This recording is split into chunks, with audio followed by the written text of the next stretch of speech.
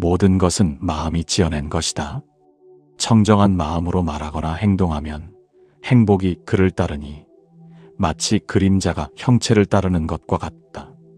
이것은 부처님의 말씀입니다. 당신이 보고 있는 이 세상은 실제로 존재하는 세상이 아닙니다. 당신의 마음이 만들어낸 세상입니다. 같은 비를 보면서도 어떤 사람은 진흙탕을 보고 어떤 사람은 씻겨진 하늘을 봅니다. 비는 그저 비일 뿐인데 당신의 마음이 그것을 축복으로 만들기도 하고 재앙으로 만들기도 합니다. 출근길 교통체증에 갇힌 두 사람이 있습니다. 한 사람은 핸들을 치며 욕을 하고 짜증을 냅니다. 회의에 늦을까봐, 상사에게 혼날까봐, 평가에 불이익을 받을까봐 불안에 떨며 고통스러워합니다. 하지만 바로 옆 차선의 다른 사람은 좋아하는 음악을 들으며 여유롭게 앉아 있습니다. 같은 교통체증, 같은 상황인데 한 사람은 지옥을 경험하고 한 사람은 평온을 누립니다. 무엇이 다릅니까? 상황이 아닙니다. 마음입니다. 경전에는 이런 가르침도 있습니다. 더러운 마음으로 말하거나 행동하면 괴로움이 그를 따르니 마치 수레바퀴가 소의 발자국을 따르는 것과 같다. 당신이 아침에 화난 마음으로 집을 나서면 그날 하루 종일 모든 것이 당신을 화나게 만듭니다. 지하철에서 부딪힌 사람도, 커피를 흘린 것도, 동료의 말 한마디도 모두 당신을 짜증나게 합니다. 하지만 당신이 평온한 마음으로 하루를 시작하면 같은 일들이 전혀 다르게 느껴집니다. 세상이 변한 것이 아닙니다. 당신의 마음이 세상을 다르게 만든 것입니다. 부처님은 이렇게 가르치셨습니다. 마음이 느끼는 감정에 일일이 휘둘리지 말라. 신체가 느끼는 감각에 일일이 신경 쓰지 말라. 그것은 길들지 않은 말과 같은 것이다. 당신은 지금 마음의 주인입니까? 아니면 마음의 노예입니까? 화가 나면 화를 내야 하고, 슬프면 울어야 하고, 기쁘면 웃어야 한다고 생각합니다. 감정이 일어나면 그대로 따라갈 수밖에 없다고 믿습니다. 하지만 그것은 착각입니다. 말을 다루는 능숙한 마부를 떠올려 보십시오. 말이 날뛰려 하면 고삐를 당기고 말이 서려 하면 재촉합니다. 마부는 말의 주인입니다. 말이 마부를 끌고 가는 것이 아니라 마부가 말을 이끕니다. 당신의 마음도 마찬가지입니다. 당신이 마음의 마부가 되어야 합니다. 화가 치밀어 오를 때 잠깐 멈추십시오. 그 화를 관찰하십시오. 아, 지금 내 안에서 화가 일어나고 있구나 하고 알아차리십시오. 그러면 놀라운 일이 일어납니다. 화가 조금씩 가라앉기 시작합니다. 관찰하는 순간 당신은 이미 화의 노예가 아니라 화의 주인이 되기 시작한 것입니다. 마음의 소요를 잠재우지 못하면 언제까지고 편안히 쉴 수 없다. 마음의 소요를 잠재우지 못하면, 평정심을 찾지 못하면 하찮고 어리석은 일에 매일 휘둘리게 된다. 이것이 부처님의 경책입니다. 금강경에는 이런 말씀이 있습니다. 과거심불가득, 현재심불가득, 미래심불가득. 과거의 마음도 얻을 수 없고, 현재의 마음도 얻을 수 없고, 미래의 마음도 얻을 수 없다. 당신은 지금 어디에 있습니까? 몸은 여기 있지만 마음은 과거에 가 있지 않습니까? 어제 있었던 일, 지난주에 들었던 말, 몇 년 전의 실수를 곱씹으며 괴로워하고 있지 않습니까? 혹은 마음이 미래로 달려가 있지 않습니까? 내일 걱정, 다음 달 걱정, 몇 년 후 걱정으로 불안에 떨고 있지 않습니까? 과거는 이미 지나갔습니다. 아무리 후회해도 바꿀 수 없습니다. 미래는 아직 오지 않았습니다. 아무리 걱정해도 알 수 없습니다. 오직 지금 이 순간만이 진짜입니다. 오직 지금 이 순간만이 당신이 살 수 있는 시간입니다. 과거에 머물지 말고 미래를 꿈꾸지 말라. 마음을 현재 순간에 집중하라. 부처님의 이 가르침은 단순하지만 실천하기는 어렵습니다. 지금 이 순간 당신의 호흡을 느껴보십시오. 들이쉬는 숨, 내쉬는 숨을 알아차리십시오. 지금 이 순간 당신의 몸을 느껴보십시오. 의자에 닿아있는 엉덩이의 감촉, 바닥에 닿아있는 발의 느낌을 알아차리십시오. 지금 이 순간에 온전히 머물 때 과거의 후회도 미래의 불안도 사라집니다. 오직 평온만이 남습니다. 깊은 호수처럼 살라. 조용하고 맑고 깨끗하고 차가운 호수처럼 살라. 깊은 호수와 같은 마음을 가지라. 이는 부처님께서 제자들에게 하신 말씀입니다. 호수를 떠올려 보십시오. 바람이 불면 호수의 표면에 물결이 일어납니다. 파도가 치고 물보라가 튑니다. 하지만 호수의 깊은 곳은 고요합니다. 아무리 거센 바람이 불어도 호수의 밑바닥은 평온합니다. 당신의 마음도 그렇게 되어야 합니다. 세상에서 어떤 일이 일어나도, 사람들이 무슨 말을 해도 당신의 마음 깊은 곳은 항상 고요해야 합니다. 표면에서는 감정의 파도가 일 수 있습니다. 기쁨도 오고 슬픔도 옵니다. 하지만 당신의 중심, 당신의 본질은 흔들리지 않아야 합니다. 부처님은 또한 이렇게 말씀하셨습니다. 마음 한 점에도 흔들림이 없이 햇빛 아래에서도 의연하게, 어떤 소리에도 움츠러들지 말고 늘 한결같은 호수처럼 살라. 마음에 호수를 품고 살라. 칭찬을 받아도 우쭐하지 않고 비난을 받아도 낙담하지 않으십시오. 돈이 생겨도 교만하지 않고 돈을 잃어도 절망하지 않으십시오. 건강할 때도 병들었을 때도 성공했을 때도 실패했을 때도 한결같은 마음으로 사십시오. 그것이 깊은 호수 같은 마음입니다. 당신의 마음 속에 깊고 맑은 호수를 품으십시오. 그러면 세상의 어떤 폭풍도 당신을 쓰러뜨리지 못할 것입니다. 법구경에는 이런 구절이 있습니다. 모든 형성된 것은 무상하다.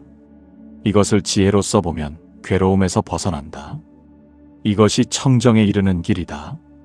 이 세상에 변하지 않는 것은 단 하나도 없습니다. 봄에 피었던 꽃은 여름이 지나 가을이 오면 시들어 떨어집니다. 젊고 건강했던 몸은 세월이 흐르면 늙고 병듭니다. 사랑했던 사람들은 언젠가 떠나갑니다. 모았던 재산도 쌓았던 명예도 이루었던 성공도 모두 사라집니다. 하지만 사람들은 이것을 받아들이지 못합니다. 영원하기를 바랍니다. 봄에 핀 꽃이 가을에도 피어 있기를 바라고, 젊음이 영원하기를 바라고, 사랑이 변치 않기를 바라고, 재산이 사라지지 않기를 바랍니다. 변하지 않는 것을 붙잡으려 하니 고통스러운 것입니다. 금강경에는 이런 아름다운 비유가 있습니다. 일체의법, 여몽환포영, 여로역 여전 응작여시관. 모든 형성된 것은 꿈과 같고 환상과 같고 물거품과 같고 그림자와 같으며 이슬과 같고 번개와 같으니 마땅히 이와 같이 보아야 한다. 이슬을 보십시오. 아침에 풀잎에 맺힌 이슬은 햇빛이 비치면 금방 사라집니다. 번개를 보십시오. 하늘을 가르는 번개는 순식간에 나타났다 사라집니다. 우리의 인생도 그와 같습니다. 잠깐 반짝이다 사라지는 이슬과 번개 같은 것입니다. 부처님의 가르침은 명확합니다. 고통을 초래하는 집착을 벗어던지는 길은 무엇인가를 가지고 있다는 생각을 버리는 것이다. 당신이 슬퍼하는 이유는 무엇입니까? 잃었기 때문입니다. 돈을 잃었거나 사랑을 잃었거나 건강을 잃었거나 지위를 잃었기 때문입니다. 하지만 처음부터 당신 것이 아니었다면 어떻게 잃을 수 있습니까? 당신이 가지고 있다고 믿었던 모든 것은 실은 잠시 빌려 쓴 것일 뿐입니다. 당신의 몸도, 당신의 재산도, 당신의 가족도, 심지어 당신의 생명도 잠시 빌려 쓰는 것입니다. 언젠가는 돌려주어야 합니다.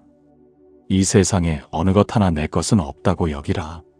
마음이 느끼는 감정에 일일이 휘둘리지 말라. 이것이 부처님의 가르침입니다. 내 것이라는 생각을 버리십시오. 내 돈, 내 집, 내 자식, 내 명예라는 생각을 버리십시오. 그것들은 인연 따라왔다가 인연 따라갑니다. 잠시 함께 있을 뿐입니다. 이것을 받아들이면 잃는 것에 대한 두려움이 사라집니다. 집착이 사라지면 고통도 사라집니다. 물방울이 떨어져 항아리를 채우듯 지혜로운 자는 조금씩 쌓아 선으로 자신을 채운다. 이는 법구경의 말씀입니다. 모든 변화는 서서히 일어납니다. 한 방울의 물이 떨어진다고 해서 항아리가 바로 차지 않습니다. 하지만 한 방울, 또 한 방울 계속 떨어지면 언젠가는 항아리가 가득 찹니다. 악도 그렇게 쌓이고 선도 그렇게 쌓입니다. 오늘 한 번 화를 냈다고 해서 당장 큰 문제가 되지는 않습니다. 하지만 매일 화를 내면 그것이 습관이 되고, 습관이 쌓이면 성격이 되고, 성격이 쌓이면 운명이 됩니다. 반대로 오늘 한 번 친절을 베풀었다고 해서 당장 성인이 되지는 않습니다. 하지만 매일 작은 친절을 베풀면 그것이 쌓여 자비로운 사람이 됩니다. 부처님은 또한 경고하셨습니다. 작은 악행이라고 범하지 말라. 물방울이 항아리를 채우듯 작은 악도 쌓이면 큰 악이 된다. 하루하루가 중요합니다. 지금 이 순간의 선택이 중요합니다. 작은 것을 가볍게 여기지 마십시오. 작은 친절도, 작은 수행도, 작은 노력도 모두 쌓입니다. 꾸준히 계속하십시오. 그러면 어느 날 당신은 완전히 다른 사람이 되어 있을 것입니다. 분노를 품고 있는 것은 남에게 던지려고 뜨거운 석탄을 쥐고 있는 것과 같다. 결국 되는 것은 자기 자신이다. 이 가르침을 깊이 새겨야 합니다. 당신은 지금 누군가에게 화가 나 있습니까?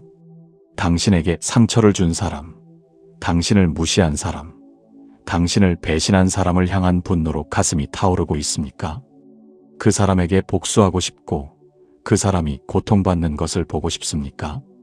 하지만 지금 이 순간 정말로 고통받고 있는 사람은 누구입니까?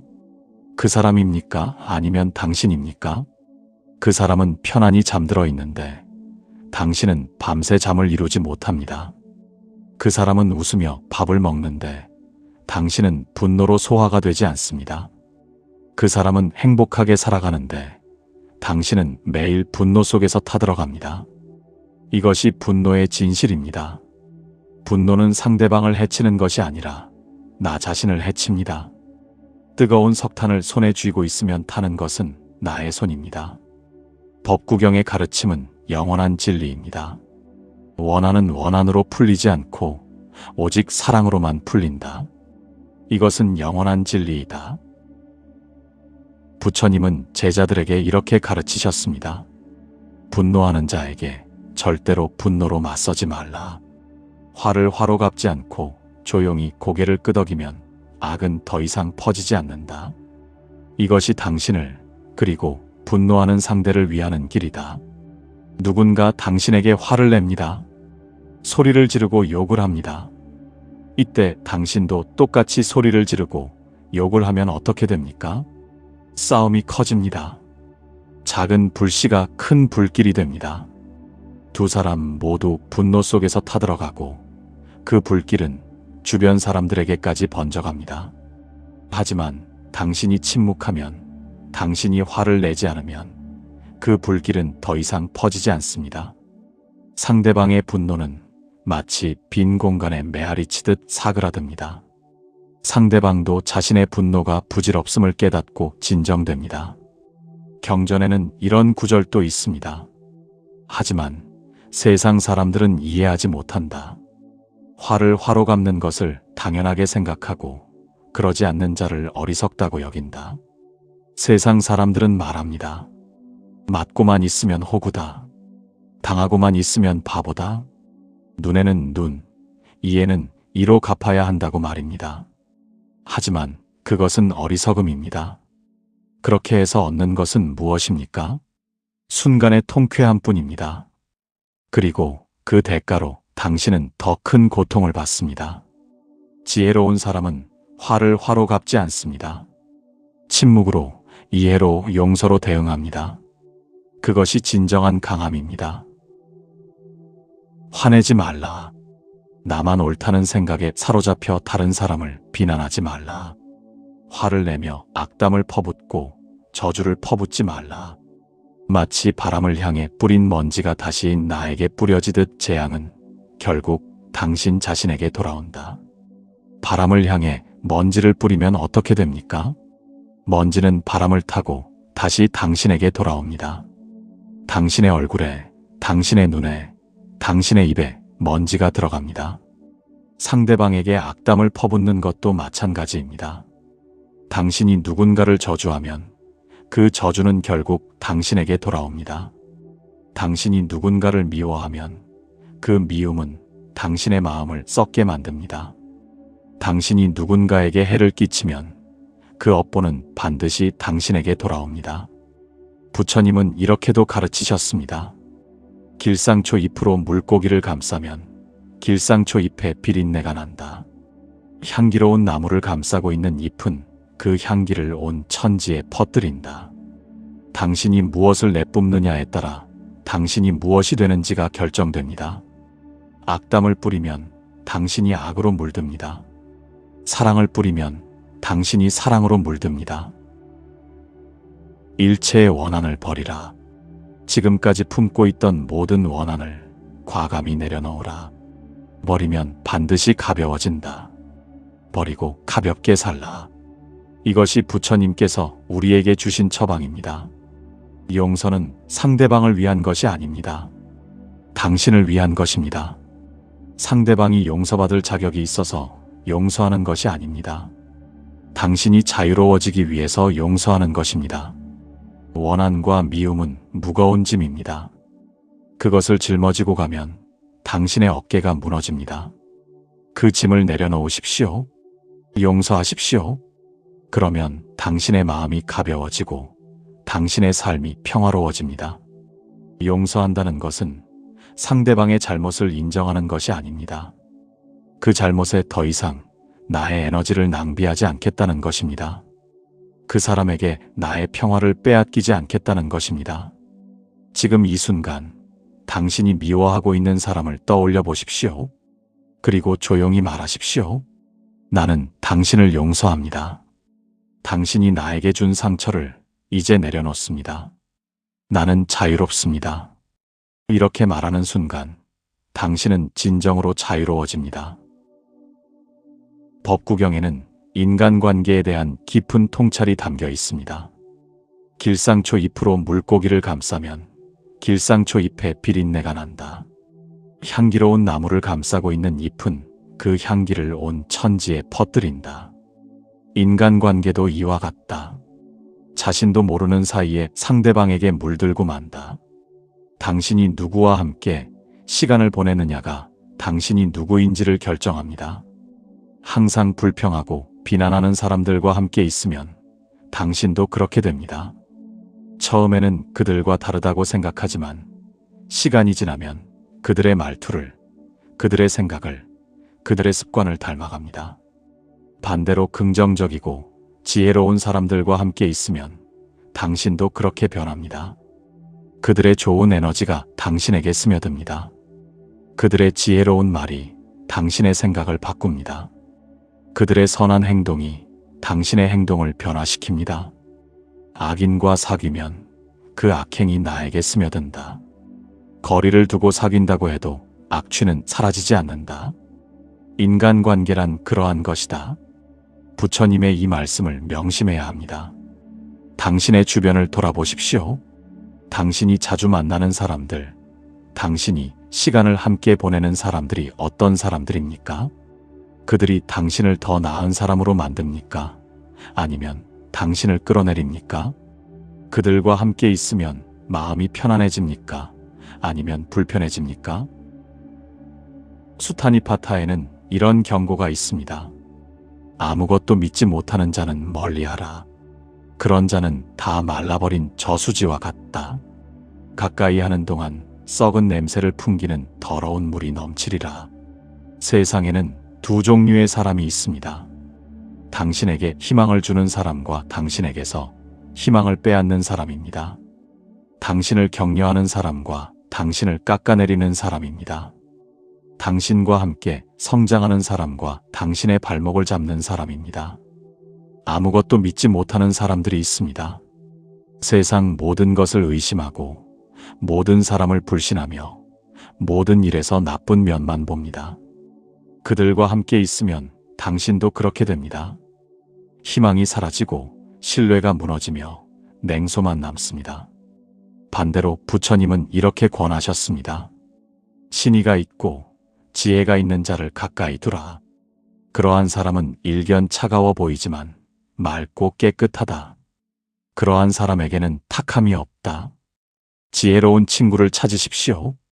당신에게 진실을 말해주는 사람, 당신의 잘못을 지적해주는 사람, 당신이 올바른 길을 가도록 도와주는 사람을 가까이 하십시오. 그러한 친구 한 명이 100명의 아첨꾼보다 낫습니다. 논쟁을 멈춰라. 아무리 당신이 옳다고 주장하고 싶어도, 상대방을 훈계하려 바른 길로 이끌고 싶어도 사사건건 논쟁하지 말라. 논쟁의 결과는 결국 칭송과 비난 둘 중 하나다.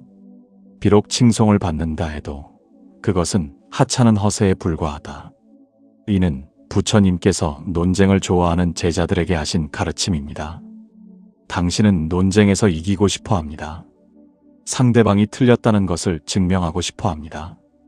당신이 옳다는 것을 인정받고 싶어 합니다. 하지만 논쟁에서 이기면 무엇을 얻습니까? 상대방의 마음을 얻습니까? 아닙니다. 상대방의 원한만 얻을 뿐입니다. 논쟁에서 이긴 사람은 기분이 좋을지 모르지만 논쟁에서 진 사람은 마음에 상처를 입습니다. 겉으로는 인정하는 척하지만 속으로는 당신을 미워하게 됩니다. 논쟁은 관계를 해칩니다. 논쟁은 평화를 깨뜨립니다. 논쟁은 몸과 마음의 평안을 깨는 무기일 뿐, 절대적인 평안과 안락에 이르고 싶다면 지금 당장 논쟁을 멈추라. 경전의 이 말씀을 기억하십시오. 옳은 것이 중요합니까? 평화로운 것이 중요합니까? 이기는 것이 중요합니까? 관계를 지키는 것이 중요합니까? 당신의 주장이 관계보다 소중합니까? 당신의 자존심이 평화보다 소중합니까? 침묵하십시오. 논쟁하고 싶은 마음이 들 때 한 번만 참으십시오. 상대방이 틀렸다고 생각되더라도 굳이 지적하지 마십시오. 그것이 지혜입니다. 그것이 자비입니다. 부처님은 이렇게 물으셨습니다. 왜 항상 타인과의 관계에 얽매여 있는가? 타인을 의식하고 소문에 귀 기울이고 이런저런 말을 늘어놓는가? 왜 항상 타인의 말과 행동에 신경을 쓰고 타인의 과거에 대해 이런저런 말을 퍼뜨리고 있는가? 우리는 너무 많은 시간을 남의 일에 씁니다. 저 사람이 무슨 말을 했는지, 저 사람이 무엇을 했는지, 저 사람의 과거가 어땠는지에 대해 수군거립니다. 남의 허물을 찾아내고 남의 잘못을 이야기하고 남을 비판하는데 에너지를 낭비합니다. 하지만 그것이 당신에게 무슨 유익을 줍니까? 남의 허물을 들추는 동안 당신은 무엇을 얻었습니까? 아무것도 얻지 못했습니다. 오히려 당신의 마음만 더러워졌을 뿐입니다. 부처님의 가르침은 분명합니다. 자기 행위의 옳고 그름에 모든 신경을 기울이라. 사는 동안 선을 행하는 일에만 온 노력을 쏟아부으라. 남을 볼 시간에 자신을 보십시오. 남을 비판할 시간에 자신을 돌아보십시오. 저 사람이 잘못했다고 말하기 전에 내가 잘하고 있는지를 먼저 점검하십시오. 남의 삶을 평가할 시간에 내 삶을 개선하십시오. 누구나 나라는 존재는 여기에 있고 내가 아닌 타인이라는 존재는 다른 곳에 있다고 생각한다. 나와 타인은 완전히 별개라고 생각한다. 하지만 이러한 생각은 허망한 집착에 지나지 않는다. 이는 부처님의 깊은 통찰입니다. 우리는 나와 남을 구분합니다. 내 이익과 남의 이익을 나눕니다. 내 행복과 남의 행복을 따로 생각합니다. 하지만 진실은 우리가 모두 연결되어 있다는 것입니다. 당신이 누군가를 미워하면 그 미움은 결국 당신에게 돌아옵니다. 당신이 누군가를 사랑하면 그 사랑도 당신에게 돌아옵니다. 당신이 누군가를 도우면 그것이 결국 당신을 돕는 것이 됩니다. 우리는 하나의 그물로 연결되어 있습니다. 화엄경에는 이런 아름다운 가르침이 있습니다. 일직일체 일체즉일. 하나가 곧 전체요. 전체가 곧 하나이다. 다른 사람의 고통을 당신의 고통으로 느끼십시오. 다른 사람의 기쁨을 당신의 기쁨으로 느끼십시오. 그들이 행복하기를 바라십시오. 그들이 평화롭기를 바라십시오. 그것이 결국 당신의 행복이고 당신의 평화입니다. 나와 타인은 다르다는 관점에서 벗어나라. 내 것이라는 마음을 버리고 먼저 내주라. 이것이 부처님께서 우리에게 주신 자비의 가르침입니다. 욕망의 강물은 언제나 흐른다. 그대는 무엇으로 그것을 막을 것인가? 나는 지혜로 욕망의 강물을 막으라고 말한다. 수타니파타의 이 구절은 욕망의 본질을 정확히 꿰뚫고 있습니다. 욕망은 강물과 같습니다. 끊임없이 흐르고 결코 멈추지 않습니다. 하나의 욕망을 채우면 또 다른 욕망이 생깁니다. 돈을 벌면 더 많은 돈을 원하고, 집을 사면 더 큰 집을 원하고, 지위를 얻으면 더 높은 지위를 원합니다. 당신은 언제 만족합니까?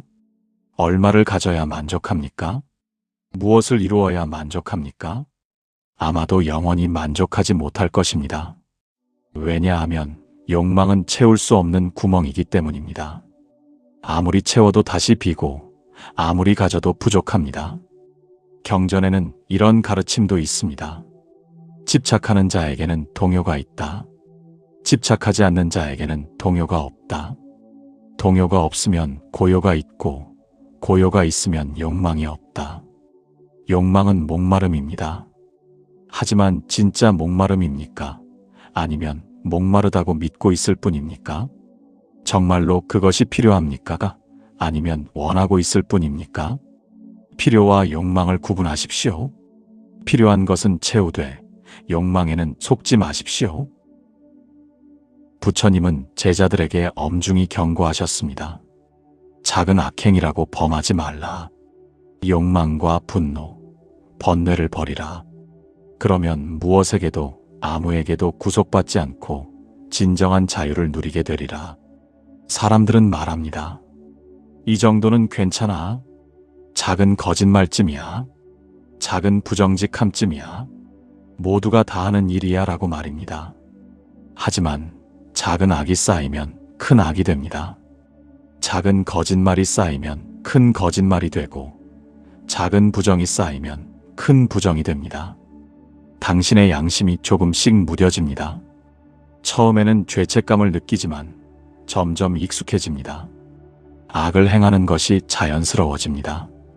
그리고 어느 날 돌이킬 수 없는 지경에 이릅니다. 법구경에는 이런 비유가 있습니다. 물방울이 떨어져 항아리를 채우듯 어리석은 자는 조금씩 쌓아 악으로 자신을 채운다.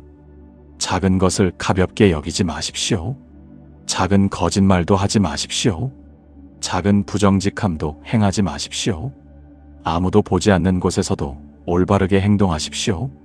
그것이 진정한 수행입니다. 최소한의 것만 소유하라. 과함을 삼가고 탐욕의 손이 쌓이는 일도 없도록 하라. 그러면 무엇에게도 아무에게도 구속받지 않고 진정한 자유를 누리게 되리라. 이것이 부처님께서 수행자들에게 하신 말씀입니다. 소유가 많으면 자유롭다고 생각합니다. 하지만 진실은 정반대입니다. 소유가 많을수록 당신은 그것에 얽매입니다. 집이 많으면 그것을 관리하느라 시간을 빼앗깁니다. 돈이 많으면 그것을 지키느라 불안해합니다. 물건이 많으면 그것을 정리하느라 에너지를 소모합니다. 진정한 자유는 많이 가진 데서 오는 것이 아니라 적게 필요로 하는 데서 옵니다. 필요한 것이 적을수록 당신은 더 자유롭습니다. 욕망이 적을수록 당신은 더 평화롭습니다. 부처님은 또한 이렇게 권하셨습니다. 가졌다는 욕심을 버리고 다른 사람에게 나누어 주라. 부끄러움을 알고 부끄러운 행동을 삼가하라. 금전에 벌벌 떨지 말라. 인색하게 굴지 말라. 항상 기분 좋게 내어주라. 당신이 가진 것을 나누십시오. 베푸십시오. 그러면 놀라운 일이 일어납니다. 당신이 가진 것이 줄어드는 것이 아니라 오히려 더 풍요로워집니다. 물질적으로는 줄어들지 몰라도 마음은 더 풍요로워집니다.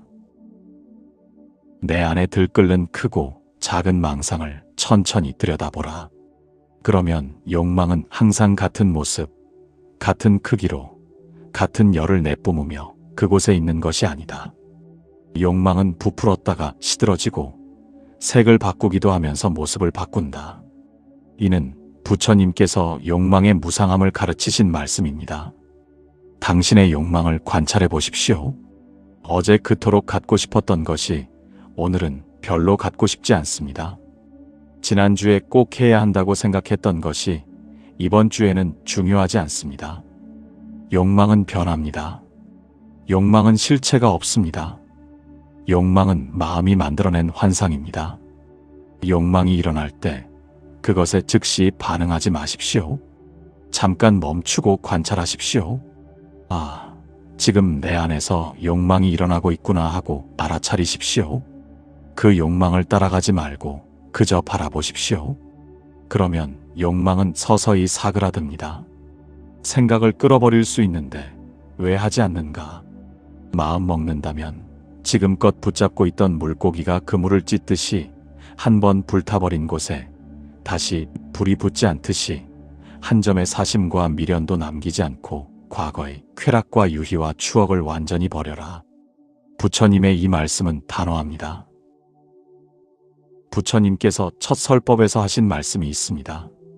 두 가지 극단을 피하라. 하나는 감각적 쾌락에 탐닉하는 것이고 다른 하나는 고행으로 자신을 괴롭히는 것이다. 이 두 극단을 버리고 중도를 가라. 욕망을 완전히 끊는 것도 극단이고 욕망에 완전히 빠지는 것도 극단입니다. 부처님께서는 중도를 가르치셨습니다.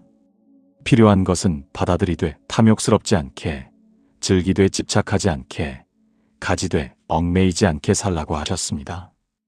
음식을 먹되 과식하지 마십시오. 옷을 입되 사치하지 마십시오. 돈을 벌되 탐욕스럽지 마십시오. 쉬되 게으르지 마십시오. 일하되 자신을 혹사하지 마십시오. 균형을 잡으십시오. 그것이 중도입니다. 반야심경의 핵심 가르침이 있습니다. 색즉 시공, 공즉 시색. 형체가 곧 공이요. 공이 곧 형체이다. 당신이 보고 있는 모든 것, 당신이 집착하고 있는 모든 것은 실체가 없습니다. 모든 것은 인연에 따라 잠시 모였다가 인연이 다하면 흩어집니다. 당신의 몸도, 당신의 재산도, 당신의 명예도 모두 일시적인 조합일 뿐입니다. 이것을 이해하면 집착에서 벗어날 수 있습니다. 처음부터 실체가 없는 것에 왜 집착합니까? 환상을 잡으려고 평생을 허비하지 마십시오. 그림자를 쫓느라 진짜를 놓치지 마십시오. 반야심경에는 또 이런 구절이 있습니다. 불생불멸, 불구부정, 부중불감. 나지도 않고 멸하지도 않으며 더럽지도 깨끗하지도 않고 늘지도 줄지도 않는다. 본질은 변하지 않습니다. 형태만 변할 뿐입니다. 물이 얼어서 얼음이 되고 얼음이 녹아서 물이 되고 물이 증발해서 수증기가 됩니다. 하지만 본질은 여전히 H2O입니다. 형태에 속지 마십시오. 본질을 보십시오. 보는 것만으로 그 사람의 본 모습을 알기는 어렵다. 외모와 태도만으로 참모습을 알 수 없다. 타인을 의식해 능숙하게 연기를 하는 자들도 많다. 부처님의 이 말씀은 오늘날에도 여전히 유효합니다. 겉모습을 믿지 마십시오. 사람들은 가면을 쓰고 살아갑니다. 친절한 척하지만 속으로는 이용하려는 사람이 있습니다. 겸손한 척하지만 속으로는 교만한 사람이 있습니다. 정직한 척하지만 거짓으로 가득한 사람이 있습니다. 시간을 두고 지켜보십시오. 한두 번의 만남으로 사람을 판단하지 마십시오. 말이 아니라 행동을 보십시오. 공개된 자리에서의 모습이 아니라 아무도 보지 않을 때의 모습을 보십시오. 그것이 진짜입니다. 경전에는 이런 경고도 있습니다. 거짓으로 무장한 자들이 판을 친다.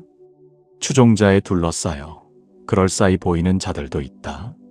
성스러운 인간인 척 가장하지만 속마음은 흙탕물 투성인 자들도 있다. 부처님께서 열반에 드시기 전 마지막으로 하신 말씀입니다. 차등명 법등명, 자신을 등불로 삼고 법을 등불로 삼으라. 다른 사람에게 의지하지 마십시오. 다른 사람이 당신을 구원해 주기를 기다리지 마십시오. 스승도 부모도 친구도 당신을 완전히 구원할 수 없습니다. 오직 당신 자신만이 당신을 구원할 수 있습니다. 부처님조차도 당신을 대신해서 깨달아 줄 수 없습니다.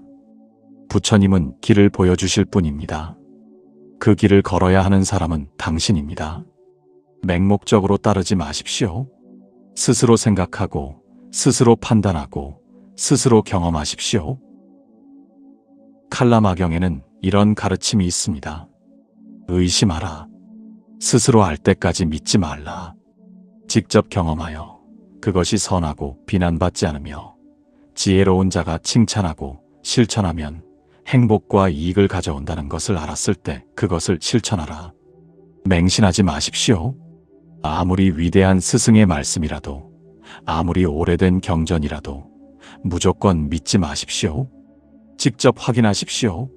스스로 실천해보고 그것이 진리인지 아닌지 판단하십시오. 의심은 나쁜 것이 아닙니다. 지혜로운 의심은 깨달음으로 가는 문입니다. 의심하고 질문하고 탐구하십시오. 그렇게 해서 스스로 깨달은 진리만이 진정한 당신의 것이 됩니다. 법구경에는 이런 엄중한 가르침이 있습니다. 지혜로운 가르침을 아무리 많이 본다 한들 무엇이 달라지는가? 지혜로운 가르침을 아무리 많이 듣는다 한들 무엇이 달라지는가? 가르침을 듣고 보는 것만으로는 바뀌지 못한다. 책을 읽는 것만으로는 부족합니다. 강의를 듣는 것만으로는 부족합니다. 아는 것과 실천하는 것은 완전히 다릅니다. 수영에 관한 책을 100권 읽어도 물에 들어가지 않으면 수영을 할 수 없습니다. 부처님의 가르침도 마찬가지입니다. 아무리 많은 경전을 외우고 아무리 많은 법문을 들어도 실천하지 않으면 아무 소용이 없습니다. 실천하지 않는 지식은 그저 머릿속의 짐일 뿐입니다. 당신이 가르침을 실천하는 그 순간 비로소 그것이 당신 속에서 살아나고 꽃을 피운다. 가르침을 받은 대로 행동하라. 그러면 고통도 사라진다. 온 마음을 다해 온 몸을 다해 실천하라. 이것이 부처님의 간절한 당부입니다. 나태함은 죽음의 길이요. 부지런함은 생명의 길이다. 어리석은 자는 게으르고 지혜로운 자는 부지런을 보배처럼 지킨다. 법구경의 이 구절은 실천의 중요성을 강조합니다. 내일부터 하겠다고 말하지 마십시오. 다음 주부터 하겠다고 말하지 마십시오. 조건이 맞으면 하겠다고 말하지 마십시오. 완벽한 때는 오지 않습니다. 완벽한 조건은 없습니다. 지금 당장 시작하십시오. 작게라도 시작하십시오. 완벽하지 않아도 시작하십시오. 하루에 5분이라도 명상하십시오. 하루에 한 번이라도 친절을 베푸십시오. 하루에 한 가지라도 집착을 내려놓으십시오. 그럴싸한 말을 들어놓아도 스스로 실천하지 않는다면 아무 의미가 없다. 그런 자는 단지 한심한 게으름뱅이일 뿐이다. 부처님의 이 말씀은 가혹하지만 진실입니다. 행복에 이르는 길이란 무엇인가? 몸을 삼가하고 말을 삼가하고 마음을 삼가하는 것이다. 삼가하는 것은 자신을 속박하는 것이 아니다. 오히려 더할 나위 없는 안락함을 가져다 준다. 이는 부처님께서 가르치신 삼업청정의 길입니다. 계율을 지키는 것이 불편하다고 생각합니까? 자유를 제한한다고 생각합니까? 그것은 잘못된 생각입니다. 계율은 당신을 보호합니다. 계율은 당신을 자유롭게 합니다. 거짓말을 하지 않으면 거짓말을 들킬까봐 두려워할 필요가 없습니다. 도둑질을 하지 않으면 들킬까봐 불안해할 필요가 없습니다. 해를 끼치지 않으면 복수당할까봐 걱정할 필요가 없습니다. 올바르게 사는 것이 가장 편안한 삶입니다. 양심에 거리낌 없이 사는 것이 가장 자유로운 삶입니다. 법구경에는 이런 아름다운 가르침이 있습니다. 말할 때에는 진실만을 입에 담아라. 타인에게 자신에게 절대 화내지 말라. 비록 빈곤해지더라도 베푸는 데 힘쓰라. 이 세 가지를 늘 실천하라. 그러면 비로소 속세에서 벗어나게 되리라. 매일 작은 친절을 베푸십시오. 웃는 얼굴로 인사하십시오. 고맙다는 말을 하십시오. 문을 잡아주십시오. 자리를 양보하십시오. 칭찬을 해주십시오. 위로를 건네십시오. 이런 작은 친절이 세상을 바꿉니다. 당신이 베푼 친절은 다른 사람에게 전해지고 그 사람이 또 다른 사람에게 친절을 베풉니다. 작은 친절의 물결이 세상을 따뜻하게 만듭니다. 신체를 소중히 다루라. 신체에 해를 가하고 소홀히 다루지 말라. 선행을 하려 해도 몸이 없으면 불가능한 법. 자신의 몸을 선행을 위해 쓰라. 부처님은 이렇게 몸의 소중함도 일깨워 주셨습니다. 불교의 첫 번째 계율이 있습니다. 세상에 존재하는 그 무엇에도 폭력을 가하지 말라. 다른 사람에게 상처를 주지 말라. 절대로 타인을 괴롭히지 말라. 절대 죽이지 말라. 생명은 소중합니다. 사람의 생명도, 동물의 생명도, 벌레의 생명도 모두 소중합니다. 크고 작음이 없습니다. 중요하고 중요하지 않은 것이 없습니다. 모든 생명은 평등하게 소중합니다. 누구나 살고 싶어 합니다. 누구나 죽고 싶어 하지 않습니다. 누구나 고통을 피하고 싶어 합니다. 누구나 행복하고 싶어 합니다. 사람도 그렇고 동물도 그렇습니다. 누구나 자기 자신은 가여운 법이다. 이 사실을 기억하라. 아무리 나쁜 인간이라도 자기 자신은 애처로운 법이다. 자기 목숨은 어떤 것과도 바꾸기 싫은 법이다. 그렇기에 인간은 늘 두려움에 떤다. 부처님의 이 말씀을 새겨야 합니다. 자비경에는 이런 아름다운 구절이 있습니다. 어머니가 목숨을 걸고 외아들을 보호하듯 모든 생명 있는 것들에 대해 한량없는 자비심을 일으켜라. 어머니가 자식을 사랑하는 마음을 떠올려 보십시오. 자식이 아프면 대신 아파주고 싶어하고, 자식이 배고프면 자신의 밥을 먼저 주고, 자식이 위험에 처하면 목숨을 걸고 지킵니다. 아무 조건 없이, 아무 대가 없이 사랑합니다. 모든 생명을 그렇게 대하십시오. 당신의 가족뿐 아니라 낯선 사람도, 좋아하는 사람뿐 아니라 싫어하는 사람도, 사람뿐 아니라 동물도 그 모든 존재를 자비로운 마음으로 대하십시오. 모든 방향으로 무한한 사랑을 퍼뜨려라. 위로, 아래로, 모든 곳으로 장애 없이, 미움 없이, 적애 없이. 이것이 자비경의 가르침입니다. 부처님은 간단 명료하게 말씀하셨습니다. 당신이 당신을 사랑하듯 다른 이도 그를 사랑합니다. 당신이 아프면 괴롭습니다. 다른 사람도 마찬가지입니다. 당신이 모욕당하면 마음이 아픕니다. 다른 사람도 마찬가지입니다. 당신이 배고프면 힘듭니다. 다른 사람도 마찬가지입니다. 다른 사람의 입장이 되어 보십시오. 그의 고통을 느껴보십시오. 그의 두려움을 이해해 보십시오. 그러면 함부로 대할 수 없습니다. 그러면 해를 끼칠 수 없습니다. 자비는 특별한 것이 아닙니다. 다른 사람의 고통을 내 고통처럼 느끼는 것, 다른 사람의 기쁨을 내 기쁨처럼 느끼는 것, 그것이 자비입니다. 부처님은 제자들에게 이렇게 가르치셨지만 그 의미를 잘못 이해하면 안 됩니다. 아이를 갖고 싶다고 생각하지 말라. 친구를 갖고 싶다고 생각하지 말라. 고통에서 벗어나고 싶다면 고통의 씨앗이 되는 것들을 바라고 원하지 말라. 이 말씀은 냉정하게 들릴 수 있습니다. 하지만 부처님께서 말씀하시고자 한 것은 집착하지 말라는 것입니다. 사랑하되 집착하지 말고 함께하되 소유하려 하지 말라는 것입니다. 진정한 사랑은 자유를 줍니다. 진정한 사랑은 상대방이 행복하기를 바랍니다. 나의 소유물로 만들려 하지 않습니다. 나의 뜻대로 만들려 하지 않습니다. 자비롭게 사십시오. 친절하게 사십시오. 하지만 집착하지는 마십시오. 그것이 진정한 자비입니다. 업보란 무엇인가? 윤회란 무엇인가? 그것은 악행의 연쇄작용이다. 도둑질을 하면 도둑을 맞는다. 이용하고 버리면 이용만 당하고 버림받는다. 누군가를 도구로 쓰면 누군가의 도구가 된다. 이것이 부처님께서 가르치신 인과응보의 법칙입니다. 당신이 한 모든 행동에는 결과가 있습니다. 좋은 행동에는 좋은 결과가 따르고 나쁜 행동에는 나쁜 결과가 따릅니다. 이것은 도덕적 교훈이 아니라 자연의 법칙입니다. 씨앗을 뿌리면 열매를 거둡니다. 사과씨를 뿌리면 사과가 열리고 독초씨를 뿌리면 독초가 자랍니다. 당신이 친절을 뿌리면 친절을 거두고 미움을 뿌리면 미움을 거둡니다.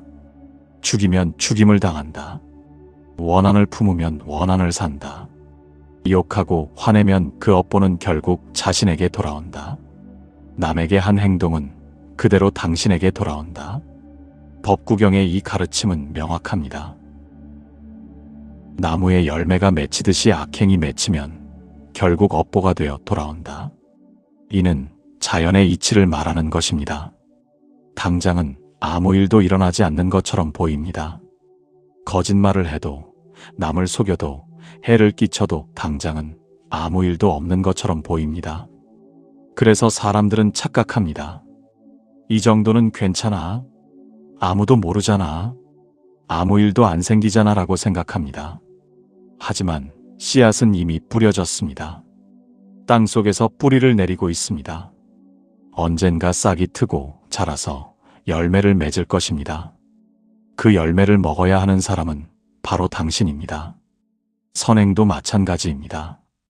당장은 아무 보상이 없는 것처럼 보입니다. 손해만 보는 것 같습니다. 하지만 그 씨앗도 자라고 있습니다. 언젠가 아름다운 열매를 맺을 것입니다. 자신이야말로 자신의 귀처이다. 다른 누가 귀처가 되겠는가? 잘 조련된 자기 자신이야말로 얻기 어려운 귀처이다. 법구경의 이 구절은 자력구원을 가르칩니다. 누군가 당신을 구원해 주기를 기다리지 마십시오. 부처님도 신도 스승도 당신을 대신해서 업보를 받아줄 수 없습니다. 당신이 지은 업은 당신이 받아야 합니다. 당신이 겪을 고통은 당신이 겪어야 합니다. 하지만 희망이 있습니다. 당신이 새로운 업을 짓을 수 있습니다. 과거의 나쁜 업보다 더 많은 좋은 업을 지으면 균형이 바뀝니다. 참회하고 선행을 쌓고 자비를 베풀면 과거의 업이 정화됩니다. 깨달음을 얻는 자는 단지 길을 알려줄 뿐, 그 길을 걸어야 하는 사람은 당신 자신이다. 이것이 부처님의 가르침입니다. 과거에 머물지 말고 미래를 꿈꾸지 말라. 마음을 현재 순간에 집중하라. 부처님의 이 말씀은 희망의 메시지입니다. 과거의 잘못을 후회하며 괴로워하지 마십시오. 이미 지나간 일입니다. 바꿀 수 없습니다. 하지만 지금 이 순간은 바꿀 수 있습니다. 지금 이 순간 새로운 선택을 할 수 있습니다. 매 순간이 새로운 시작입니다. 매 순간 당신은 새로운 업을 지을 수 있습니다. 과거가 아무리 어둡더라도 지금부터 빛을 만들어낼 수 있습니다. 들꽃을 따는 처녀를 순식간에 낚아채 가듯이 잠든 마을을 순식간에 덮치는 홍수같이 죽음이 갑자기 당신을 찾아온다. 법구경의 이 구절은 죽음의 불시성을 말합니다. 죽음은 모든 사람에게 공평합니다. 부자도 가난한 사람도 권력자도 평범한 사람도 젊은이도 늙은이도 모두 죽습니다. 죽음 앞에서는 모든 것이 무의미합니다. 쌓아 올린 재산도 이룬 명예도 가진 권력도 모두 소용없습니다. 인간의 죽음에는 정함이 없다. 장수할지 단명할지 아무도 모른다. 젊은 사람이건 늙은 사람이건 현명한 사람이건 아둔한 사람이건 최후에는 누구나 죽음과 맞닥뜨린다. 이는 부처님께서 하신 말씀입니다. 당신은 언제 죽을지 모릅니다. 내일일 수도 있고 다음 달일 수도 있고 몇십 년 후일 수도 있습니다. 하지만 언젠가는 반드시 죽습니다. 이것만은 확실합니다. 부처님께서 열반에 드시기 전 마지막으로 하신 말씀이 있습니다. 모든 것은 무상하니 부지런히 정진하라. 죽음을 두려워할 필요는 없습니다. 죽음은 자연스러운 것입니다. 태어난 것은 반드시 죽습니다. 이것은 자연의 법칙입니다. 하지만 죽음을 잊고 사는 것도 어리석습니다. 죽음을 기억하십시오. 언젠가 죽는다는 것을 기억하십시오. 그러면 지금 이 순간이 얼마나 소중한지 깨닫게 됩니다. 하찮은 일로 싸우는 것이 얼마나 무의미한지 알게 됩니다. 미워하고 원망하며 시간을 낭비하는 것이 얼마나 어리석은지 깨닫게 됩니다. 매일을 마지막 날처럼 사십시오. 오늘 밤 잠들면 내일 아침 깨어나지 못할 수도 있습니다. 지금 헤어지면 다시 만나지 못할 수도 있습니다. 그렇다면 어떻게 살겠습니까? 무엇을 하겠습니까? 누구에게 무슨 말을 하겠습니까? 아무리 비탄에 잠기고 애통에 한들 죽은 자는 다시 살아오지 못한다. 죽은 자에게는 살아있는 자의 손길이 미치지 못한다. 하염없이 눈물을 흘린들 아무 소용이 없다. 부처님의 이 말씀은 냉정하지만 진실입니다. 사랑하는 사람이 떠났을 때 슬퍼하는 것은 당연합니다. 하지만 그 슬픔에 빠져 헤어나지 못하는 것은 집착입니다. 떠난 사람은 이미 떠났습니다. 당신이 아무리 슬퍼해도 돌아오지 않습니다. 슬픔을 느끼되 집착하지 마십시오. 애도하되 거기에 빠지지 마십시오. 그것이 떠난 사람을 위하는 길이고 남은 당신을 위하는 길입니다. 비탄은 애착과 근심에서 생겨나는 번뇌의 일종이다. 그 번뇌의 화살을 당신 손에서 내려놓으라. 그러면 슬픔을 넘어 마음의 평화가 찾아온다. 경전의 이 구절을 기억하십시오. 신에게 삶을 부여받은 자는 죽음 또한 피할 수 없다.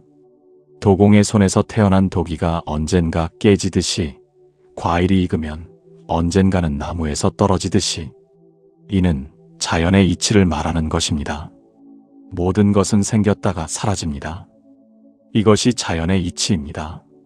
거부할 수 없습니다. 피할 수 없습니다.